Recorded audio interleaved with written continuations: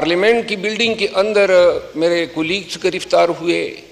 वो अपना किस्सा अपनी बारी पे खुद सुनाएंगे, लेकिन जो मुझ पे गुजरी वो मैं इस पूरे अवाम के सामने इसलिए रखना चाहता हूँ कि मैंने हमेशा बहैसियत एक वकील, अगर राना सनाउल्लाह पे कोई गलत केस बना था तो उसकी मजम्मत की थी। अगर साद रफ़ीक या खाकान अब्बासी या PMLN के जितने लीडर्स को सेल में डाला गया था तो मैं इसकी मजम्मत करता आया था।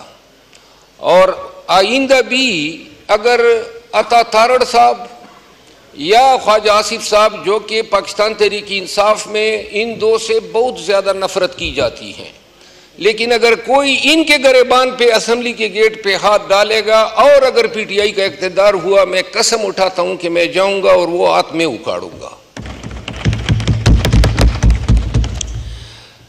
मोहतरम स्पीकर साहब, हुआ ये कि मैं असम्बली के इजलास से बाहर निकला तो बाहर पुलिस की नफरी कड़ी थी। SHO को एसार थे, सेक्रेटेरिएट थे, दीगर SHOs थे और मेरी तरफ आगे आए। मैंने पूछा शीशा नीचे करके कि अगर कोई वारंट है या कोई FIR है तो मुझे दिखा दे, तो मैं आपके साथ चला जाता हूँ।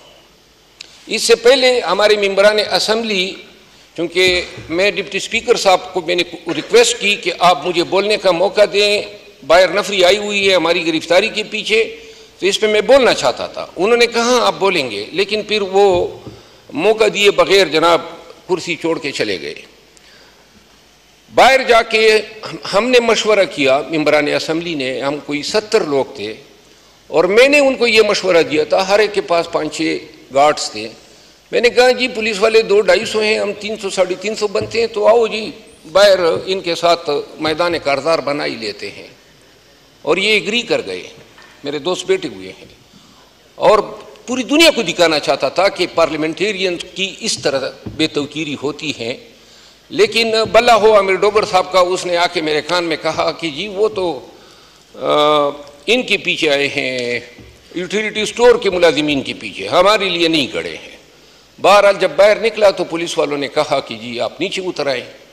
तो मैंने कहा वारंट, उसने कहा वारंट नहीं है, FIR नहीं है। एनी हाउ जो हुआ वो कैमरे के सामने हुआ। मैं उतरा, इन्होंने मुझे धक्के दिए और जाके गाड़ी में बिठा के थाना सेक्रेटेरिएट ले गए। मेरी गाड़ी में मेरे गार्ड्स थे, 5 क्लाशन कॉफ़ी थी, पिस्तौल था मेरा, और इसके अलावा मेरा पर्स था, थोड़ी बहुत रकम थी। वो गाड़ी भी जो है पीछे ले गए और अभी तक मुझे न गाड़ी और असले का कोई इल्म नहीं है। और उन असलों के लाइसेंसेस भी मेरे पर्स में पड़े थे। सेक्रेटेरिएट थाने में 3 बजे रात तक मुझे रखा गया। ना कोई बेड दिया गया, न कुछ खाने को दिया गया और ना किसी से बात करने दी गई। 3 बजे रात जुबैर खान का भी पता चला कि जुबैर खान भी आए हैं, उसी थाने में हैं। उसके बाद 4 बजे जो है मुझे ले गए CIA सेंटर। जब वहाँ पे गया तो पता चला कि हमारे 10 MNA साहिबान बशमूल चेयरमैन गौर साहब के और शुएब शाहीन साहब हमारे एक वकील हैं, वो सब वहाँ पे मौजूद थे। और यूँ हमने रात जाग के गुजारी और उस दिन फिर 4 बजे इन्होंने हमें अदालत में पेश किया। वहाँ अदालत में जाके इल्म हुआ, अब चूँकि आप खुद भी वकालत के पेश से वाबस्ता हैं, हमारे ऊपर इल्ज़ाम हमारे ऊपर ये लगा है कि जलसे के रात को स्टेज पर जब जलसे का वक्त ख़त्म हुआ तो एक नायब तहसीलदार, जिसको ये मजिस्ट्रेट इन्होंने लिखा FIR में, वो एक पुलिस पार्टी की क़ियादत जो DSP संजानी और SHO वगैरह करते हुए वो आए और उन्होंने हमें कहा कि टाइम ख़त्म हो गया है तो आप लोग जो हैं यहाँ से डिस्पर्स हो जाए। तो अली अमीन खान मुताबिक FIR के अपने गार्ड से क्लाशनकोफ छीन के उसने DSP के कंपट्टी पे रख दी। मेरा लिखा है कि मैंने पिस्तौल निकाल के एक ASI अहमद अली है उसको मैंने कपड़े पाड़ दिए। शुएब शाहीन का लिखा है कि शुएब शाहीन ने पिस्तौल निकाला, वो बेचारा बटेर भी नहीं पिराता है, वो कि उसने पिस्तौल निकाला और यूं जनाब शेख वकास ने ये किया, फलां ने वो किया, और सब, और पुलिस वालों को हमने पेंटी लगा दी। पूरी FIR इससे लबरेज है। अब ये जो जलसा हुआ था A to Z, ये सब जो है कैमरे के सामने हुआ था। और ऐसा वाकया जो FIR में इन्होंने कनकॉक्ट किया, पूरे पाकिस्तान ने वो जलसा देखा। और इतना बड़ा वाकया हुआ, इतना बड़ा वाकये का 8 तारीख को जलसा है। पूरे पाकिस्तान को पता नहीं है कि पुलिस के साथ ये दहशतगर्दी हो गई है। 9 तारीख गुजर गई, किसी को पता नहीं है पाकिस्तान में। और 10 तारीख के 4 बजे जनाब ATC जज अब्दुल हसनात जुल्करनैन, तो मैंने उन्हें कहा कि हजरत ये जो वाकया हुआ है, सिवाय ज़बानी इल्जाम के कोई शवाहिद, कोई सबूत, कोई दलील, कोई मंतिक,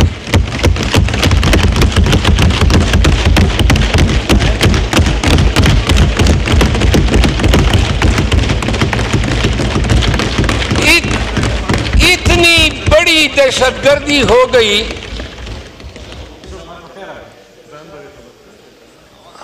इतनी बड़ी दहशतगर्दी हो गई, ना पुलिस ने इंडाउट जारी किया,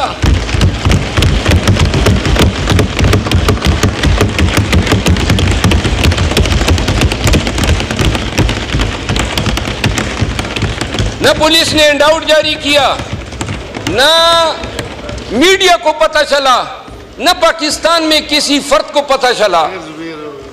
अब जनाब अली, FIR कब होती है? जिस वक्त हमें गिरफ्तार किया जाता है कोई FIR नहीं है, रोजनामा उन्होंने खाली छोड़ा है और उस जगह के लिए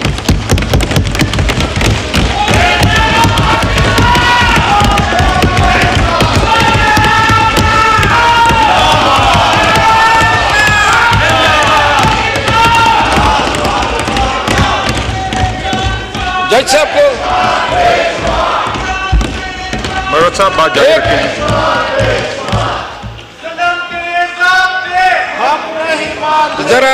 जरा अगर तशरीफ रखें, इकबाल खान जरा मुझे तकरीर करने दें। हाँ जी मिस्टर स्पीकर।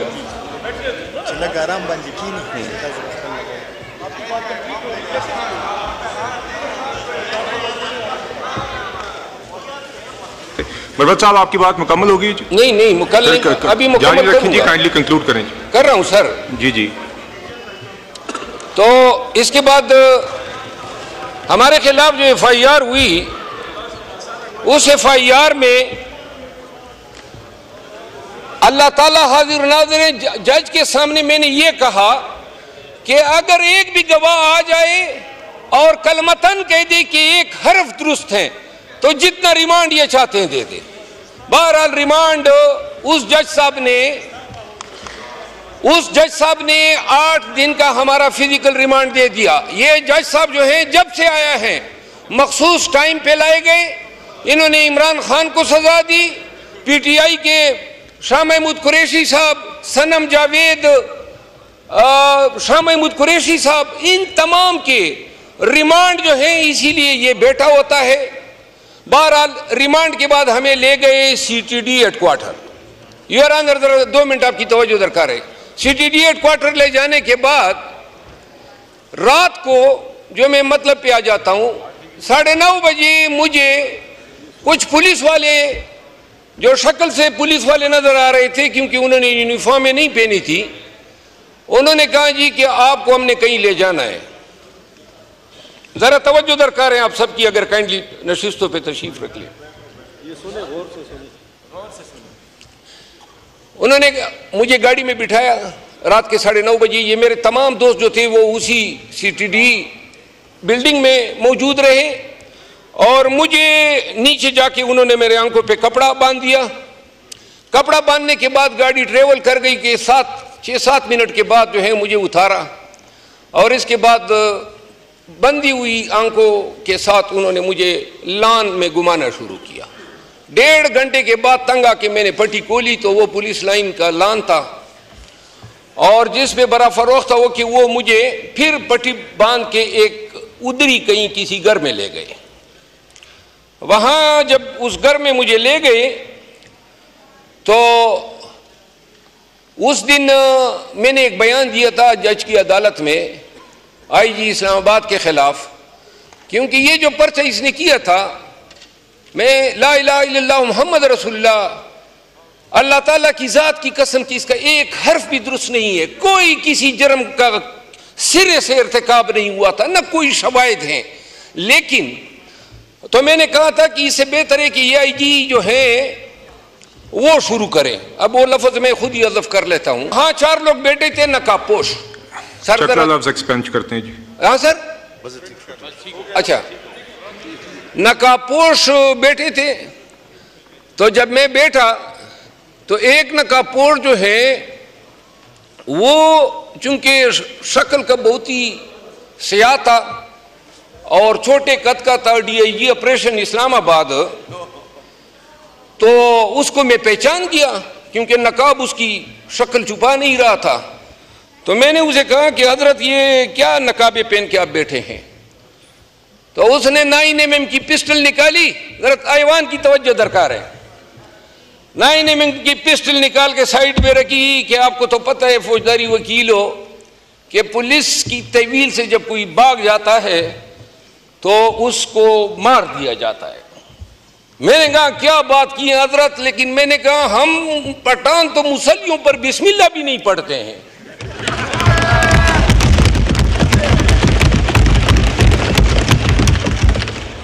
मैंने कहा तुम्हारा चिनोट भी मालूम है, मुल्तान का घर भी मालूम है और लाहौर का घर भी मालूम है।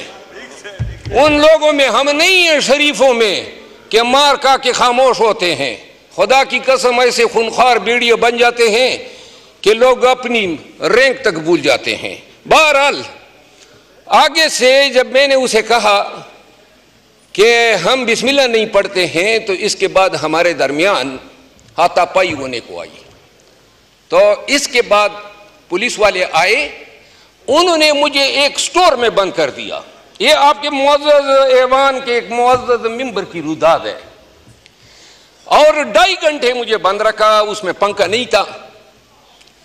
और 2.5 घंटे के बाद 3:30 बजे रात को इन्होंने मुझे वहां से निकाला, यानी ये जो रात गुजरी है। और 3:30 बजे रात को निकालने के बाद फिर गाड़ी में पट्टी बांध के मुझे ले गए एक और जगह पे। तो जब पट्टी खोली तो वो वही जगह थी CIA सेंटर जहां मैं पहली रात को ले गए थे। फिर इन्होंने मुझे लॉकअप में डाला। लॉकअप में डाल के एक चटाई बिछी हुई थी, उस पे मैं जब सोने के लिए गया तो 5:30 बजे थे। उसके बाद मैं अभी तक जाग रहा हूं, यानी जब से गिरफ्तार हुआ हूं नींद हमने नहीं देखी है। कसूर कोई नहीं है, सिर्फ और सिर्फ पाकिस्तान तहरीक इंसाफ से ताल्लुक है।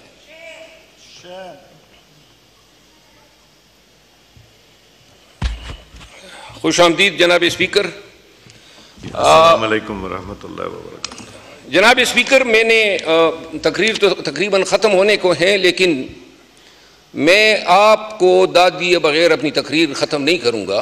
आपने इंतहाई आला ज़र्फ़ी का मुज़ाहरा किया है और इस ऐवान के साथ जो हुआ पार्लियामान में उस पर तो और बातें करेंगे, लेकिन आपने अपना हक अदा कर दिया।